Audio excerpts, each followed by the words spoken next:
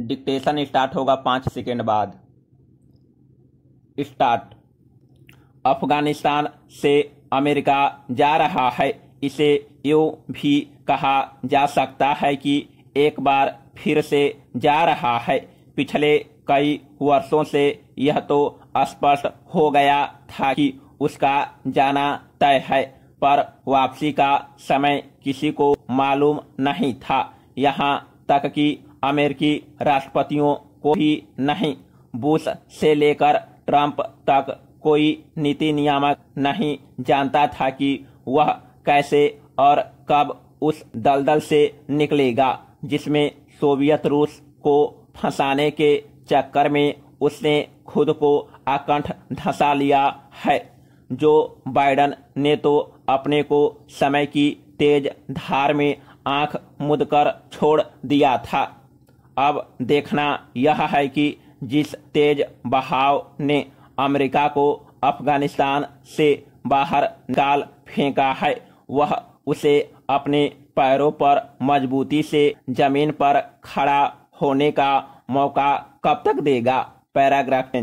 अफगानिस्तान अपनी भू राजनीतिक स्थिति के कारण सैकड़ों वर्षों से महाशक्तियों की दिलचस्पी का क्षेत्र रहा है।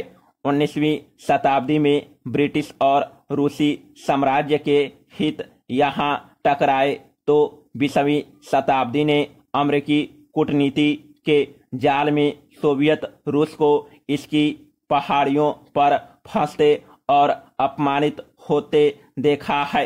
यह विडंबना है कि आज जब अरबों डॉलर और सैकड़ों जानों का नुकसान उठाकर अमेरिका सिर झुकाए रणभूमि से बाहर जा रहा है, तब उसके धुर विरोधी भी नहीं समझ पा रहे हैं कि उन्हें तालियां बजानी चाहिए या वे चिंता से सिर झुका ले। Paragraph change. भारत की परेशानी समझ में आ सकती है।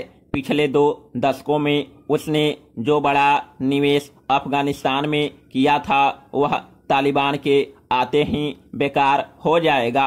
अमेरिकी सैनिकों की विदाई के 10 दिन के भीतर उसे कंधार का वाणिज्य दूतावास बंद करना पड़ा है। दावा तो 80% भूभाग का है, पर इसमें कोई शक नहीं कि आधी से अधिक धरती पर तालिबान कब्जा कर चुके हैं। रूस, चीन व ईरान जो पारंपरिक रूप से अमेरिका विरोधी हैं, उनके माथे पर भी झुर्रियां दिख रही हैं। कबीलों में बटे अफगानी समाज में कोई भी इस आशंका से प्रसन्न नहीं है कि सारी ताकत इस्लाम का अतिवादी भाष्य करने वाले सुन्नी पश्तूनों के हाथ में आ जाएगी। अफगान धरती में छिपे खनिज और मध्य एशिया से व्यापार की कुंजी कोई खोना नहीं चाहता। कह सभी रहे थे, पर अंदर से चाहता कोई नहीं था कि बिना सारे मसले हल किए अमेरिका चला जाए। Paragraph change. जिसे सबसे अधिक खुश होना चाहिए था वह पाकिस्तान भी कम परेशान नहीं है। यह दीवार पर लिखी इबारत की तरह स्पष्ट है कि चंद महीनों में इतिहास अपने को दोहराएगा और काबुल पर फिर तालिबान का कब्जा हो जाएगा। सब कुछ पुरानी पटकथा की ही तरह हो रहा है। एक के बाद एक इलाके आसानी से सरकारी नियंत्रण से निकलते जा रहे हैं। सरकारी सैनिकों की बड़ी संख्या या तो बिना लड़े समर्पण कर दे रही है या फिर भागकर पड़ोसी देशों में शरण ले रही है। अपनी निर्मित तालिबान की विजय पर तो पाकिस्तान को खुश होना चाहिए, फिर उसकी परेशानी का सबब क्या हो सकता है। Paragraph change. कुछ दिनों पहले इस्लामाबाद सिक्योरिटी डायलॉग में बोलते हुए पाक सेनाध्यक्ष जनरल कमर जावेद बाजवा ने पहली बार कहा कि काबुल में युद्धरत सभी पक्षों का प्रतिनिधित्व करने वाली सरकार बने। यह पहली बार हो रहा था कि पाकिस्तान तालिबान के अलावा दूसरे गुटों को भी सत्ता में भागीदारी देने की बात कर रहा था। यह भी पहली बार ही है कि सेना इस तरह का रुख अपना रही है। पिछली बार जब तालिबान कंधार या काबुल को घेर रहे थे तब पाक सेना की टुकड़ियां उनके साथ थी। इस बार उन्हें सिर्फ संसाधनों की मदद मिली है। लगता है इमरान खान के नेतृत्व वाला नागरिक प्रशासन दिग्भ्रमित है। नीतियों के स्तर पर मतभेद के बावजूद सैनिक और असैनिक दोनों नेतृत्व यह तो समझ ही चुके हैं कि एक बार अफगानिस्तान में फायरिंग होने के बाद तालिबान का ध्यान पाकिस्तान पर जाएगा।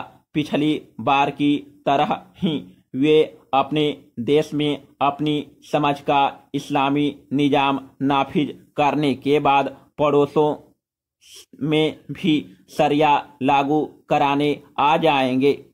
पिछला अनुभव बताता है कि हजारों नागरिकों के कत्ल और अरबों रुपए के संसाधनों की बर्बादी के बाद ही देश उस मध्ययुगीन बर्बर जीवन पद्धति से बच सका जिसमें तालिबान उसे धकेल देना चाहते थे। वहीं खतरा फिर मंडरा रहा है। शायद इसलिए बार बार अमेरिका की हार की भविष्यवाणी करने वाली पाकिस्तानियों को समझ नहीं आ रहा कि वे उसकी विदाई के मौके पर हंसे या रोए। Paragraph change. काबुल में तालिबान सरकार एक से अधिक अर्थों में भारत को प्रभावित करेगी।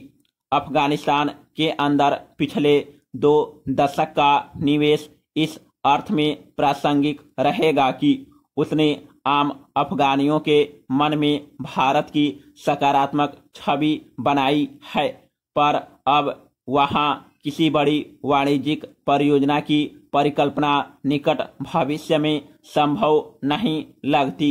यहाँ तक कि चाबहार बंदरगाह की सफलता भी संदिग्ध हो गई है।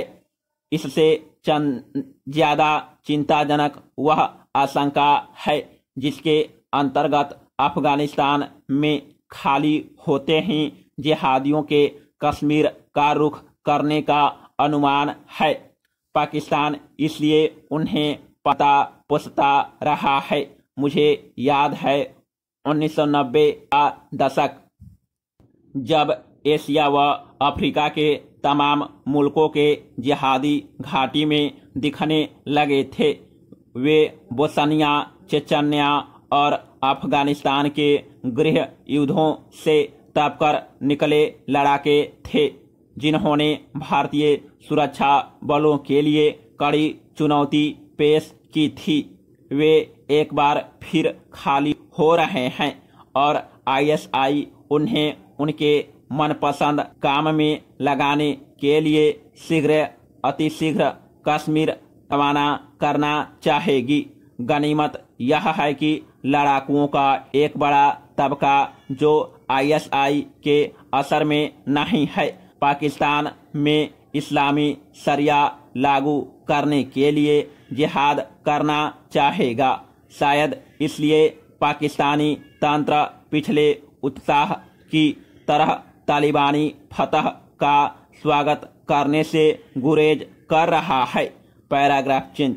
अमेरिकी फौज के लौटने के बाद विश्व को औरतों, शिया और हाशिए पर स्थित दूसरे वर्गों के मानवाधिकारों के वैसे ही उल्लंघनों के लिए तैयार रहना चाहिए जैसे उनके पहले शासनकाल में दिखे थे।